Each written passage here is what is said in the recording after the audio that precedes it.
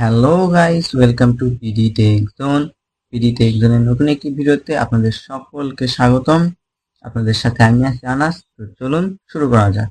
আজ আমরা কথা বলবো 10,000 টাকা বাজেটের বেস্ট কিছু স্মার্টফোন নিয়ে।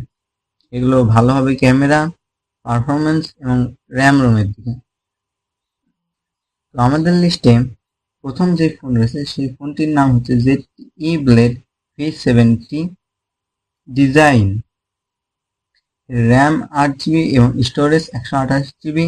মেইন ক্যামেরা 50 মেগাপিক্সেল এবং ফ্রন্ট ক্যামেরা 16 মেগাপিক্সেল। এর ব্যাটারি রয়েছে 5000 mAh এবং 22.5 ওয়াটের ফাস্ট চার্জার সাপোর্ট করে।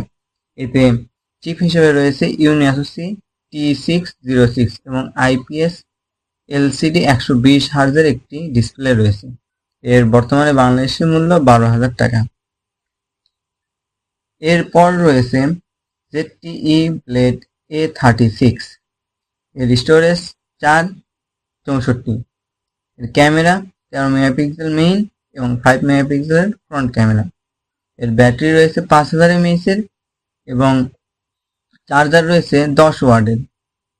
এটাতে চিপ হিসেবে রয়েছে ইউনিএসওসি T7200 এবং ডিসপ্লেতে রয়েছে IPS LCD 90 হার্জের একটি ডিসপ্লে। এর বর্তমান মূল্য 10,000 টাকা। এরপর আমাদের লিস্টে যে ফোনটি রয়েছে সেটা হচ্ছে আইটেল পাওয়ার 70। এর র্যাম 6 জিবি এবং স্টোরেজ 128 জিবি। এর মেইন ক্যামেরা 13 মেগাপিক্সেল এবং ফ্রন্ট ক্যামেরা 8 মেগাপিক্সেল। এর ব্যাটারি 6000 mAh এবং 18 ওয়াটের ফাস্ট চার্জার সাপোর্ট করে।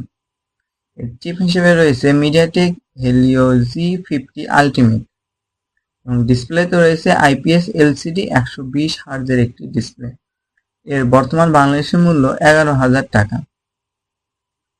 এরপর রয়েছে আইটেল A90। এই ফোনটির স্টোরেজ 4128।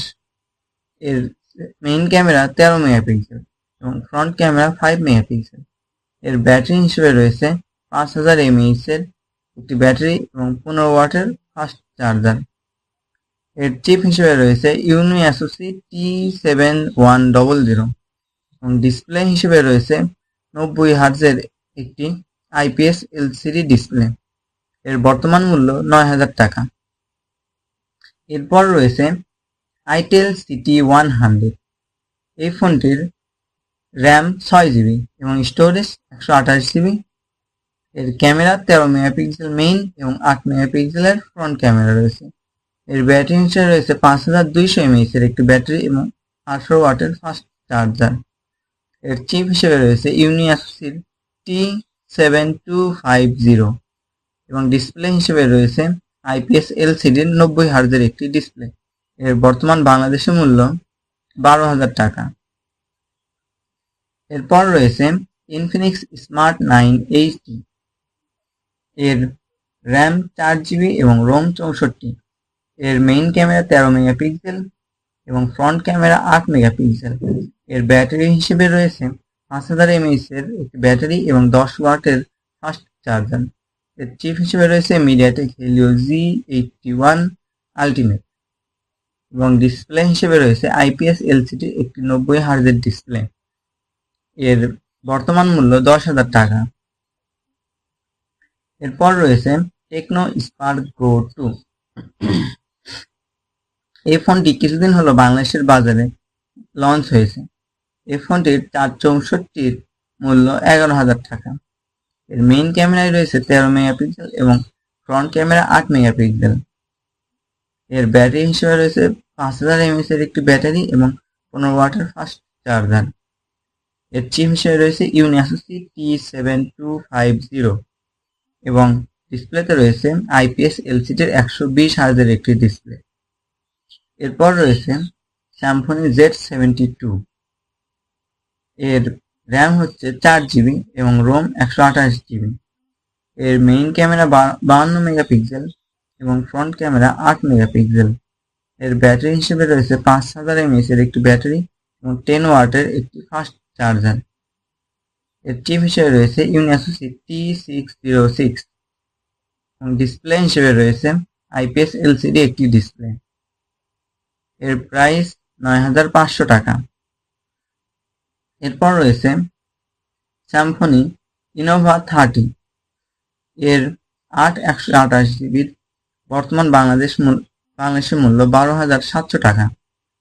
এর মেইন ক্যামেরায় রয়েছে ১০৮ মেগাপিক্সেলের মেইন এবং সহকারী ২ মেগাপিক্সেল করে দুইটি লেন্স।